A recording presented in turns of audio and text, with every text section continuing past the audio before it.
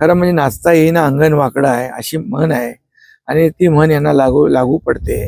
खरं म्हणजे ते जेव्हा पराभव होतो तेव्हा पराभवाची कारणं शोधण्याचं हे काम केविलवाना प्रयत्न आहे.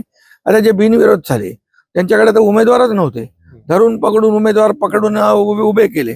आता जे उमेदवार जिथं उभे राहिले त्या ठिकाणी त्यांना खात्री पटली की बाबा आम्ही इथे निवडून येऊ शकत नाही. तिथलं पॅनल एवढा स्ट्रॉंग आहे की तिथं ते निवडून येऊ शकत नाही. युतीचं काम गेल्या अनेक वर्षाचं लोकांसमोर आहे, जनता त्यांच्या पाठीशी आहे. मग तिथं कशाला हारायला ते उभे राहतील. आणि म्हणून त्यांनी तिथली परिस्थितीनुसार माघार घेतली असेल. म्हणजे हा एक प्रकारचा त्यांच्याच उमेदवारांवर दाखवलेला अविश्वास आहे. साहेब, ठाकरे बंधूंचा जो वचननामा काल जाहीर झालेला याबाबत काय याविषयी सांगाल की वचननामाच्या बाबत आपल्याला काय फरक पडेल का?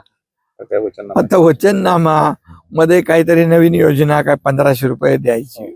अरे ज्यांनी 1500 रुपये द्यायला विरोध केला, योजनेला आमच्या विरोध केला, त्या योजनेत खोडा घातला, त्या योजनेच्या विरोधात कोर्टात गेले.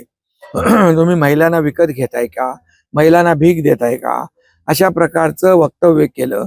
आणि ज्यांनी त्यांना वाटलं नव्हतं की लाडकी बहीण योजना आम्ही सुरू करू आणि अंमलात आणू, परंतु ती सुरूही झाली, अंमलातही आली.